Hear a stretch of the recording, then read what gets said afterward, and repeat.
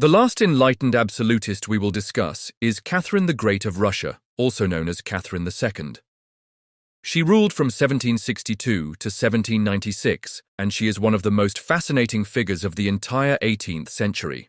Catherine was extraordinary in part because she was not Russian at all. Born a German princess, she married into the Russian royal family and converted to Russian orthodoxy, adopting Russian customs and language. Despite these efforts, she remained ethnically German. She came to power through a dramatic and controversial path. Her husband, Tsar Peter III, was deeply unpopular with the Russian nobility. Catherine conspired with leading nobles to overthrow him, and he was soon assassinated. Catherine then took the throne as empress. Like Frederick the Great, Catherine was admired by leading Enlightenment thinkers.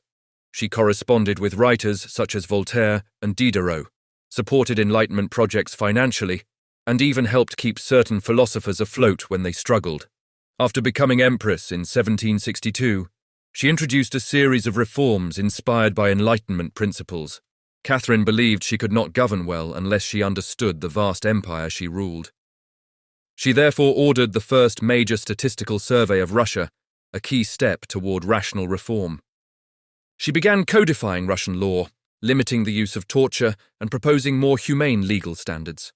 While not as radical as Joseph II or Frederick in this area, she did move Russia somewhat toward Enlightenment-style legality. She reorganized the Russian government to make local administration more efficient and to reduce corruption. Catherine introduced a degree of religious toleration, though she did not go nearly as far as Joseph II or Frederick the Great.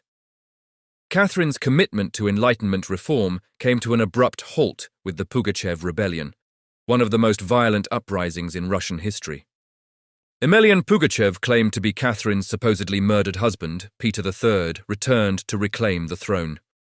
He gained widespread support, especially among peasants and Cossacks, by promising freedom from noble authority. His followers engaged in brutal violence, killing noblemen, government officials, and Orthodox clergy. The rebellion spread rapidly and threatened Catherine's rule. A famine and Catherine's elite troops eventually crushed the uprising. Pugachev was captured, transported to St. Petersburg in an iron cage, and executed. The Pugachev Rebellion changed everything. Catherine concluded that reform had encouraged rebellion and that the peasants were dangerous. After 1774, she moved decisively away from Enlightenment ideas. She enacted laws that strengthened noble authority over peasants, giving nobles the legal right to buy and sell serfs, something that had rarely been permitted before. This development effectively reduced millions of Russians to a condition close to slavery. Newspapers in St. Petersburg and Moscow even carried advertisements for serfs for sale. Catherine, once admired by Enlightenment thinkers, now appeared to reverse course entirely. If Catherine significantly worsened the conditions of serfs, why is she still remembered as the Great? The answer lies not in her domestic reform, but in her foreign policy. Under Catherine's leadership, Russian armies won multiple wars, and the empire expanded dramatically, pushing south into the Black Sea region and west into Poland. As a result of these military and territorial gains, Russia emerged as a major European power with enormous potential and influence. By the time of her death in 1796, Russia had grown into one of the strongest states in Europe.